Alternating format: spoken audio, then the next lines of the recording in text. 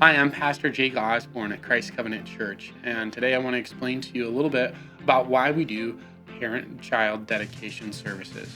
We do those periodically here at Christ Covenant Church, and I want to look at the biblical explanation for why we believe it's important and valuable to hold those services. So, first of all, when we talk about parent-child dedication services, we see that in Psalm 127:3 that children are a gift from the Lord. Psalm 127:3 says, "Behold, children are a heritage from the Lord, the fruit of the womb, a reward." So as parents, we recognize that our children are from God and they are God's. They are not ours, they are God's, and they're given to us from God as a gift. So the responsibility of parents that we have, having been given this gift from God, is to steward the gift that God has given us. God gives us children so that we can steward them for His glory. Secondly, not only has God given us children, but He's also given us His glorious and wonderful deeds to pass on to the next generation. Psalm 78:4 says this, "We will not hide them from their children, but tell them to the coming generation the glorious deeds of the Lord and His might and the wonders that He has done." God has passed on through all of time to each generation the glorious deeds that He has done, and the most glorious of those deeds being what He has done through Jesus. So not only have we been given the responsibility as parents to steward the gift that God has given us with our children, but we as God's people have been given the responsibility to pass on the glorious deeds God has done to the coming generation. And so we see that God's heart for His people is that parents that He has given the children and God's people who He's given the good news to pass on to the next generation would partner with one another to reach the next generation with the gospel. And that's why here at Christ Covenant Church, our mission we talk about all the time is to the nations and the generations, which comes from Acts 2:39. It says, "For the promise is for you and for your children and for all those who are far off, everyone whom the Lord God calls to Himself."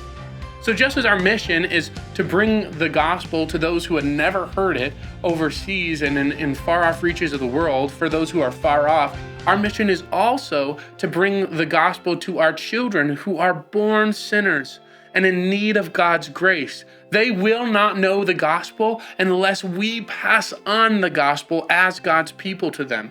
So we steward the gift of our children and the glorious gift of this gospel by passing it on to the next generation because the promises are for them. They're given to us to give to them. How does that look in the church? What does that relationship look like?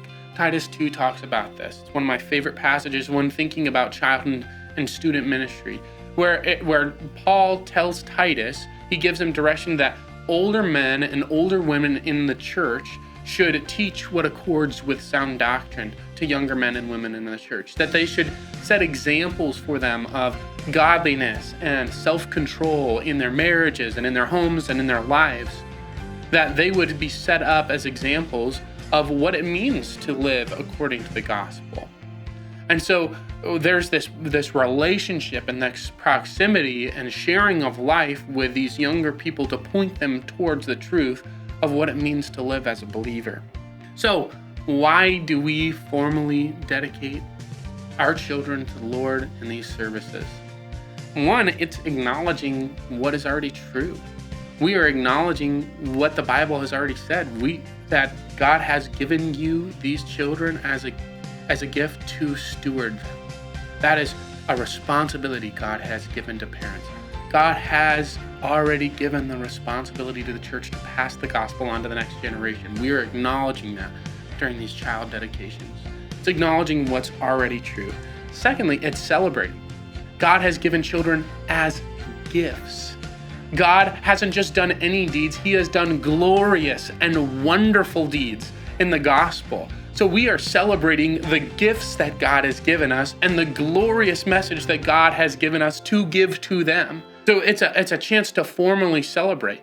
Just as you go to a wedding, not to just acknowledge commitments that two people are making to one another, you also go to a wedding because you are celebrating with those two people the beautiful commitments they have just made.